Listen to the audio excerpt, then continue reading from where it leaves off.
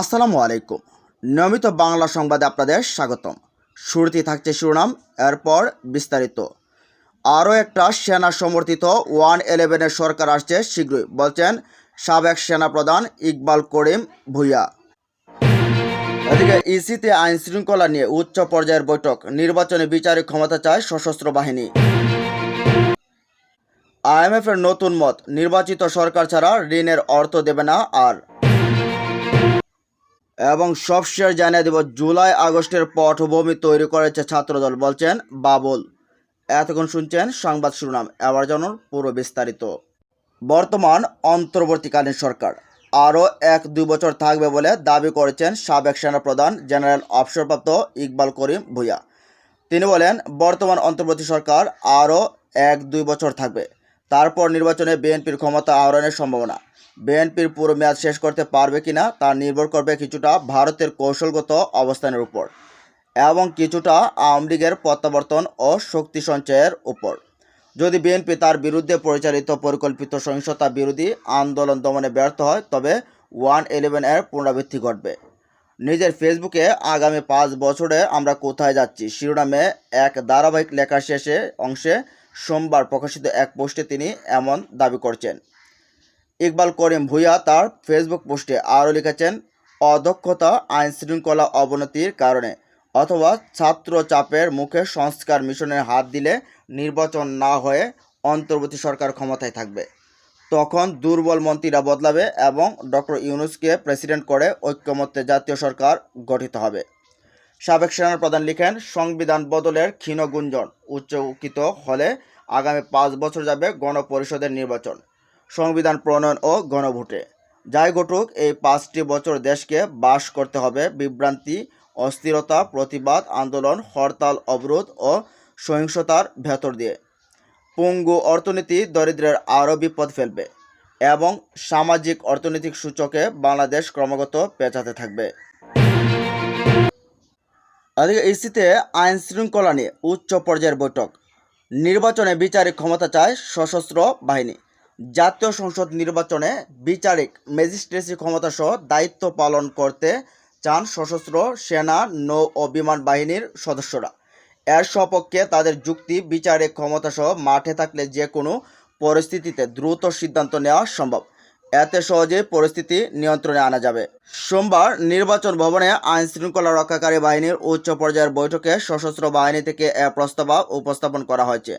আইন শৃঙ্খলা পরিস্থিতি নিয়ন্ত্রণের সাথে রিটার্নিং কর্মকর্তা বা প্রিজাইডিং কর্মকর্তা প্রয়োজনে সেনাবাহিনীকে ভোট কেন্দ্রের ভেতরে ডাকলে তারা যাতে সাড়া দিতে পারেন, এজন্য আইন, বিধিমালা ও পরিপত্রে সেই বিধান যুক্তের প্রস্তাব করেন তারা। তাদের এসব প্রস্তাবে তাৎক্ষণিক সিদ্ধান্ত দেয়নি নির্বাচন কমিশন। বিষয়টি পরীক্ষা নিরীক্ষার পর সিদ্ধান্তে যাবে ইসি। বৈঠকে অংশ নিয়ে একাধিক কর্মকর্তার সঙ্গে আলাপ করতে করে এসব তথ্য জানা গেছে। জানা যায়, একটি দল নাশকতা চালিয়ে নির্বাচন ভণ্ডুল করতে পারে বলে বৈঠকে কথা তুলেন সেনা সদস্যরা। বুদ্ধিমত্তা, এআই অপব্যবহার এবং সামাজিক যোগাযোগ মাধ্যমে অসত্য ও অপপ্রচার চালিয়ে আইন শৃঙ্খলা পরিস্থিতির অবনতির চেষ্টা করা হতে পারে বলে জানানো হয়। গোয়েন্দা সংস্থার কর্মকর্তারা জানান, ভোট কেন্দ্রের তথ্য তারা সংগ্রহ করেছেন। 8,000-এর বেশি কেন্দ্র অতি ঝুঁকিপূর্ণ। ঝুঁকি বিবেচনায় আইন শৃঙ্খলা রক্ষার পরিকল্পনা নিতে হবে। তবে সার্বিকভাবে পরিস্থিতি ভালো বলে জানিয়েছেন গোয়েন্দা সংস্থাগুলোর কর্মকর্তারা। তারা নির্বাচন কমিশনকে জনগণের কাছাকাছি গিয়ে আস্থা অর্জনের পরামর্শ দেন। এছাড়া বৈঠকে ভোটের আগে ও পরে মোট 8 দিন আইনশৃঙ্খলা বাহিনীর সদস্যরা মাঠে রাখার পরামর্শ দেন। সারা দেশে হেলিপ্যাডগুলো সংস্কার করে ব্যবহারের উপযোগী রাখতে স্থানীয় প্রশাসনকে নির্দেশনা দিতে ইসিকে অনুরোধ জানানো হয়। তবে এ বৈঠকে গণভোট আয়োজন নিয়ে উল্লেখ্য আলোচনা হয়নি। বৈঠকে ইসি সশস্ত্র বাহিনী ও আইনশৃঙ্খলা বাহিনীর কর্মকর্তাদের জানিয়েছে, কেন্দ্রীয় সমন্বয়ের মাধ্যমে নির্বাচনে আইনশৃঙ্খলা রক্ষায় কাজ করতে হবে। নির্বাচন কমিশন নিরপেক্ষ থেকে উন্মুক্ত নির্দেশনা দেবে। আগের মতো গোপন এক নির্দেশনাও উন্মুক্তভাবে আরেক নির্দেশনা দেওয়া হবে না। আইনশৃঙ্খলা বাহিনীর সদস্যদের নিরপেক্ষভাবে কাজ করার নির্দেশ দেয় ইসি।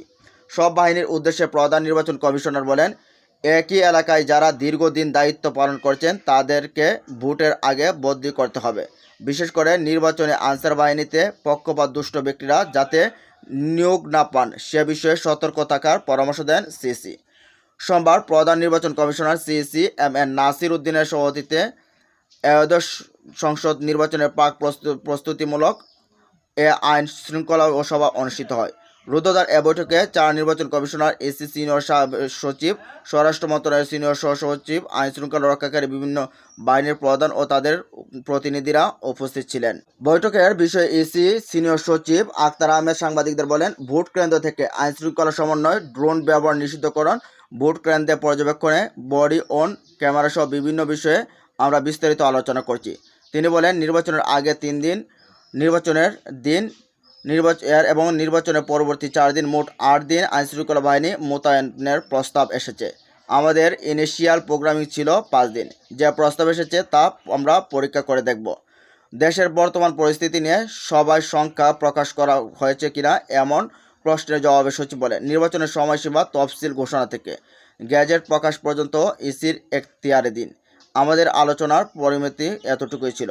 বাকিটুকু নিয়ে আমাদের আলোচনার এ মুহূর্তে সুযোগ নেই এবং আমরা করিও না। আইনশৃঙ্খলা নিয়ে কোনো ধরনের উদ্বেগ নেই জানিয়ে তিনি বলেন, আমি তাদের আইনশৃঙ্খলা বাহিনীর ভেতরে উদ্বেগ দেখিনি, বরং দেখেছি তারা একটা ভালো ইলেকশন করতে প্রতিশ্রুতিবদ্ধ। নির্বাচন করার মতো পরিবেশ অবশ্যই আছে এবং সেটাই আরও সংহত করার জন্যই আজকের আলোচনা চলমান থাকবে। ম্যাজিস্ট্রেসি ক্ষমতা সহ মাঠে থাকতে চায় সশস্ত্র বাহিনী। বৈঠকের সূত্রে জানা গেছে, নির্বাচন কমিশনের প্রস্তাবিত গণপ্রতিনিধিত্ব আদেশ আরপিও সংশোধনীতে আইনশৃঙ্খলা বাহিনীর সংজ্ঞায় সশস্ত্র বাহিনীকে যুক্ত করা হয়েছে। বিষয়টি নিয়ে বৈঠকে আলোচনা হয়। সশস্ত্র বাহিনীর ঊর্ধ্বতন এক কর্মকর্তা বৈঠকে বলেন, 5 আগস্টের পর থেকে সেনাবাহিনী ম্যাজিস্ট্রেসি ক্ষমতা নিয়ে মাঠে আছে। আসন্ন নির্বাচনে তাদের এই ক্ষমতা দেওয়ার প্রস্তাব করেন। তার এই প্রস্তাব সমর্থন করে বক্তব্য দেন কয়েকটি বাহিনীর কর্মকর্তারা। এ সময় জানানো হয়, নির্বাচনে সেনাবাহিনীর 90,000 থেকে 1 লাখ সদস্য মোতায়েন থাকবেন। এছাড়া বৈঠকে কোস্ট গার্ডের পাশাপাশি নৌবাহিনীর সদস্যরা মোতায়েনের প্রস্তাব করা হয়। বিমান বাহিনী তাদের হেলিকপ্টার নির্বাচনে ব্যবহার করবে বলে জানিয়েছেন। ইসির কর্মকর্তা জানান, বিগত নির্বাচনে ইন-8-2 সিভিল পাওয়ারের আওতায় সেনাবাহিনী স্ট্রাইকিং ফোর্স হিসেবে এক জায়গায় ছিল। রিটার্নিং ও প্রিজাইডিং কর্মকর্তারা নির্দেশনা দিলে সেই অনুযায়ী তারা ব্যবস্থা নিত। আর পুলিশ ও বিজিবি ছিল স্ট্রাইকিং ও মোবাইল টিম হিসেবে। মোবাইল টিম তার নির্দিষ্ট এলাকায় প্রয়োজন অনুযায়ী পদক্ষেপ নিতে পারে, যা স্ট্রাইকিং ফোর্স পারে না। ম্যাজিস্ট্রেসি ক্ষমতা সহ সশস্ত্র বাহিনী মাঠে থাকলে আইনশৃঙ্খলা রক্ষায় সব ধরনের পদক্ষেপ নিতে পারবে। এ বিষয়ে ইসি সচিব সরাসরি উত্তর না দিয়ে সাংবাদিকদের বলেন, সেনাবাহিনী মাঠ পর্যায়ে ইন-8-2 সিভিল পাওয়ার অনুযায়ী কাজ করছে। আমরা এমফ্যাসাইজ করছি ইন্টেলিজেন্স শেয়ারিংয়ের বিষয়টি। তিনি জানান, প্রতিটি অর্গানাইজেশন তাদের কিছু নিজস্ব ইন্টেলিজেন্স রয়েছে, তারা কালেক্ট করে শেয়ারিং হবে। এতে জিনিসটা আরও সুসংগঠিত হবে।